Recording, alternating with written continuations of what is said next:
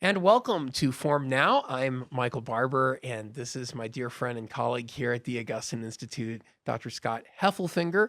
We're both faculty members at the Augustine Institute Graduate School here. And normally we get together to talk about scripture and Catholic tradition, but today is May the 4th, and that is a special day in both of our families because Yes. May the 4th is International Star Wars Day. And there are lots of people who are, of course, interested in Star Wars. Many of them are Catholic, and we know that we have lots of viewers who are interested in Star Wars. And so Ben Akers and Taylor Kemp, who head up Formed here, came to us and they said, would you like to talk about Star Wars? And we said, like little kids, would we? Yes, because we both talk quite a bit about Star Wars. We do. So tell me a little bit about how Star Wars came to be something you were interested in. Is it a recent development, or does this go back a ways? Well, it's funny. It's actually both in a way because I have vivid and very fond memories of watching Star Wars for the first time. It was after they had already aired in the theaters, probably around 1990 or something. I was a kid. My brother was there. My dad watched with us. And I just remember, I feel like my jaw was just dropped the whole time. It opened up this world, the Star Wars universe to me, and the story, the heroes, the anti-heroes. It was just remarkable, and it stayed with me. And so then when the prequel trilogy came out when I was in college, I got excited to go. And, I went to a midnight showing. I feel like there's a spectrum of enthusiasts of Star Wars. And the very top is like the midnight showing wearing costumes. And I'm not quite there. I'm like a rung below that. The midnight showing, but I didn't go in a costume. So that was great. And then there was a little hiatus in my interest in Star Wars. I always liked it. But I think as my son has gotten to the age where he can watch Star Wars, and then when COVID happened and the lockdowns, started watching The Mandalorian. And so there's kind of this recent renaissance, and it's just been a lot of fun for me and for my children as they've started to watch it too. So just a little backstory here for people who may not know, if maybe you've been living under a rock or something. Star Wars came out in 1977, A New Hope, which is the year I was born. So I didn't get to see that in the theater. Now, you mentioned that you saw it in the 90s. So you were watching when they were around re-released. 1990. Yeah. So they were re-released in 1990, the special edition in theater. Was that when you were watching, or were you watching it on television at first, or First on video okay. at home, but then when they were re-released, I did go to the theater and watch those. So the first one came out in 77, and that was retitled later A New Hope. But what was really interesting is when they launched that, the crawl at the beginning introduces you to episode 4. Right. So there was already a sense that you were joining something that was in progress, something that was established, even though this was the first installment of anything Star Wars, which is kind of intriguing and fun. Then in 1980, Empire Strikes Back came out, which most people think was the greatest of the Star Wars movies. And that's where the series really turned from being a kind of swashbuckling adventure movie that was sort of rooted in Westerns and old science fiction glossies, and really became something more about an epic struggle between good and evil. That's where those themes really get introduced. And then I think it was 1983, Return of the Jedi was released.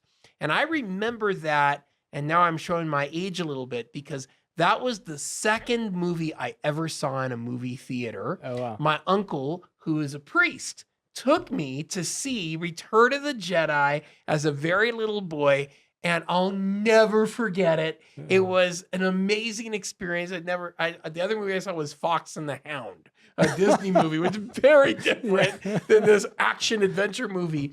And I remember preparing to see Return of the Jedi with my uncle and reading books and trying to understand with my parents. It actually was those old books on tape. So Star Wars was with me from a very young age. I remember when I was in school, my pencil container was Return of the Jedi and had all the Star Wars toys. And my cousins and I would talk about Star Wars growing up all the time. And then, of course, when the movies were re-released as special edition, they were put in theaters again, and I was there to see it. And then, of course, the prequels came out, and that was very exciting. So for me, Star Wars has been always kind of in the background, and that Star Wars soundtrack, something my father loved. And he's a great fan of classical music. And so we listened to a lot of Star Wars on vinyl. And just as you're mentioning that, Michael, it makes me think, I mean, we probably watched any number of movies in our youth. Yes, right? That's right. Yeah. But I would be hard pressed to name any of them that have stayed so present in my memory, in my mind, in my life. And, if I ask myself sort of why that is, question, why? It kind of relates to your point about how when A New Hope first comes out, and there it is, episode 4. Right. And I feel like, of course, it may have just been in part a little sign of like, hey, we're in the middle of things. But I think it was also a sign that George Lucas had really, had this universe in mind. And it's a really compelling and, it calls to mind that Tolkien has this idea of subcreation, that when you're a writer, when you're coming up with the story, you can't just make stuff up completely whatever, right? There has to be a kind of logic and reality and truth to it. So it's a little bit like the act of creation, but it's subcreation. It's something we do. And I think George Lucas kind of did that. And a sign of that, the vitality of this world and this universe that he created, is the series of movies that have followed, and the spin-offs. I mean, there of course is big bucks, right? Disney mega budget advertising that's behind it too. But I think you can't discount just the kind of truth and vitality of this universe that he thinks up, and others then have now extended. So you talk about the truth in the universe. So why is it that Star Wars seems to endure? Why did it stay with us? I think on one level, it's the special effects, okay, which were groundbreaking at the time. I remember the speeder bike chase in Return of the Jedi, and just like sitting. That's the thing I remember most about watching that movie in the theater. It was incredible. But it's not just the special effects, because you see a lot of things with special effects when you're young, and it doesn't stay with you like Star Wars does. So what do you think is the appeal of this story, of this epic? Yeah, I mean, when I mention truth, I sort of, there are two sides of that. One is within the creation of the world, the universe of Star Wars, is a kind of consistency, right? There's a logic to it. You don't just make up random stuff that's discontinuous with the past, or at least the goal is not to do that, right? So there's that kind of internal truth, if you will. But then there's sort of more like capital T truth in relation to life as we live it and experience it. And I think, there are several themes that are universal themes that come up in Star Wars, good and evil, right? At least, we can talk a little bit about how some of this might get shaded differently in different installments of the movies, but good and evil, right? And I think a big one too is the possibility of redemption, the importance of and the possibility for redemption. And so these kind of enduring themes, and the characters as they get filled out, character development is pretty important, especially in the first trilogy. So just a little aside, I had the fun of telling you at one point, Michael, that I happened to watch when the very last of the movies, episode 9, came out. I watched that in the theater right around the time when I watched episode 4, the very first one, with my son for the first time. And one of the things that struck me was the pacing of these films. Episode 9 was just sort of like, whoa, there's this and that, whiz bang, and episode 4 almost felt slow. Right, which is the first one that came out. And what I realized was that in that first one that came out, there was much more attention to the art of storytelling. You didn't have to kind of have whiz-bang special effects all the time. You didn't have to even have talking all the time. You can have a pace that's more, And so I think the importance of storytelling and these filling out the characters in that way is something that, it's not always been kind of held up to the same standard throughout all of the different productions, but is really at the core of what makes Star Wars perennially enduring. Mm-hmm. So those are a couple of thoughts. What do you think of what accounts for its Yeah. appeal? I think what's really amazing about the original movies is the general development of, in particular, Luke Skywalker. Mhm. And as a kid, Star Wars to me was always about Luke Skywalker. And my cousins and I, we would debate because my cousins liked Han Solo better and I liked Luke Skywalker better. But for me, the thing that really stands out is that you have this story about this young man who's restless and he wants to do something meaningful with his life. He wants to do something that's profound. And just being a farmer on this planet that, is sort of on the far end of the galaxy, it's not what he wants to do with himself. And suddenly in that first movie, he gets caught up in this drama. This beautiful woman shows up in white and via a hologram and sends a message to this retired, if you will, this older man who was once a great hero, Obi-Wan Kenobi. Help me, Obi-Wan Kenobi. You're my only hope. And throughout the course of this, you discover that Luke has this noble desire to do something profound, to make a difference, to respond to this plea for help and fight against this evil galactic empire. And then it's really with episode 2 where you see the depths of Star Wars, where you discover that, spoiler alert, that the major bad guy is Luke's estranged father. And the story then plays out with Luke, and he's got, blasters and lightsabers, and he's fighting an X-Wing, but his kind of leaders are telling him, the older generation is telling him, give up on your father. There's no hope for him. You have to kill him. That's the only way to win. And Luke offers himself in self-sacrifice. He's willing to be arrested. He's willing to go to his father because he believes in the possibility of saving his father. And so the greatest weapon in the Star Wars universe is self-sacrificial love.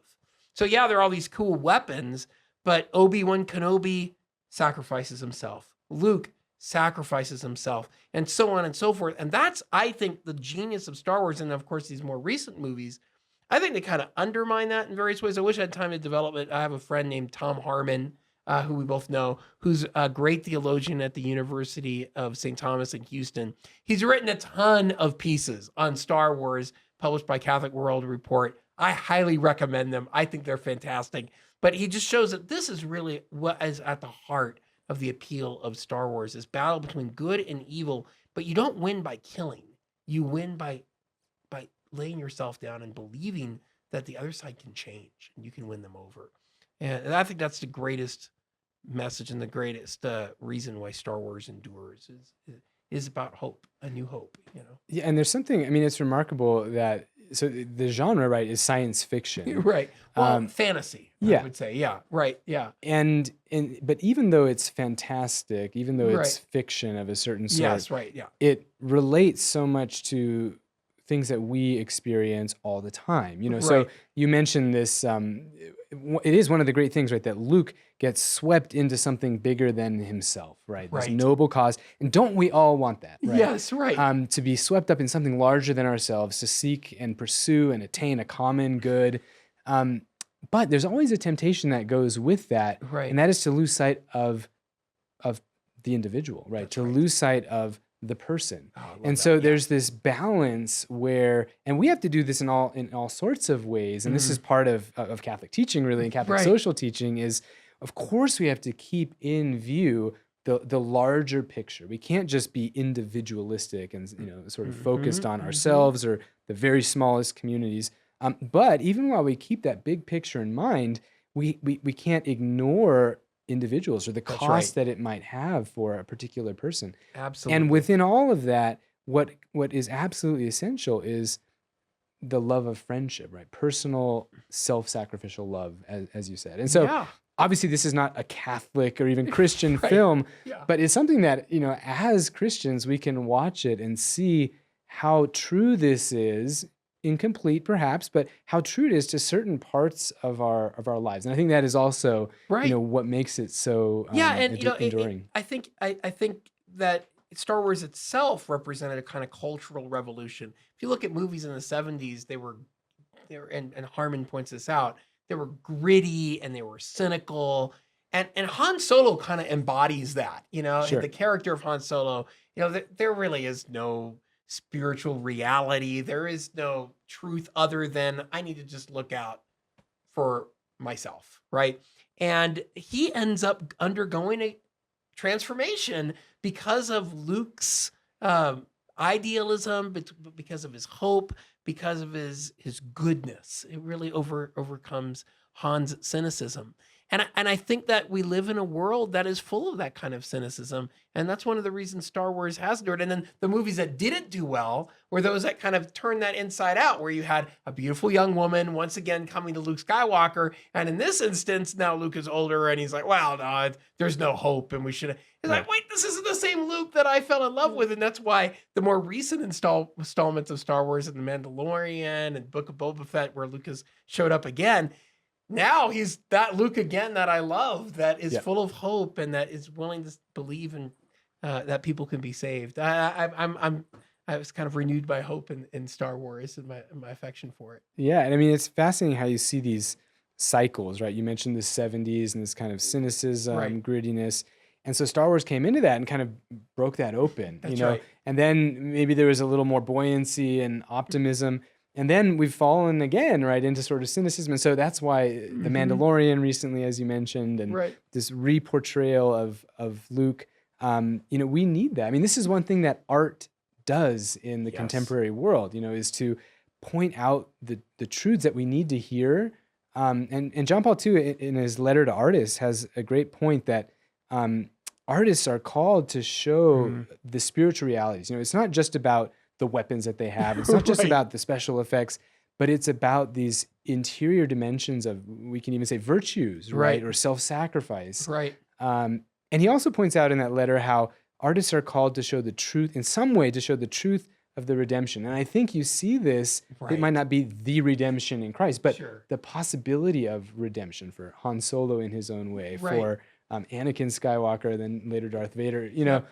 So these are remarkable things, and a way that, even though, this is not high art, Right. right? But it can enrich our culture, and we need things like that to enrich our culture in this day and age with all the needs that we have. That's right. That's right. And even the idea that Han Solo has in the new movies, you still see traces of this, especially in the newest, the first one of the new ones that came out recently, where he encounters these new characters and they say, well, are you Han Solo? And at one point he says, all this stuff about the Force and this ancient religion, it's all true. It's all true. And that was what they used to sell the movie. That was the line of Han Solo. Yeah. It's because people want to be reaffirmed that there is truth. And these hopes are based in something real. It's all true. I love that line. And when Star Wars holds that up as a model for storytelling, I think we all benefit from it. So we could say a lot more. I feel like we're just getting started. Again, I want to encourage you to check out Tom Harmon's pieces on this online, published with Catholic World Report. But leave us your comments. We're eager to hear what you think about Star Wars. And what's your favorite part? Why do you think that it's held up over time so well? But I guess until next time, we should say, May the 4th be with you. thanks so much.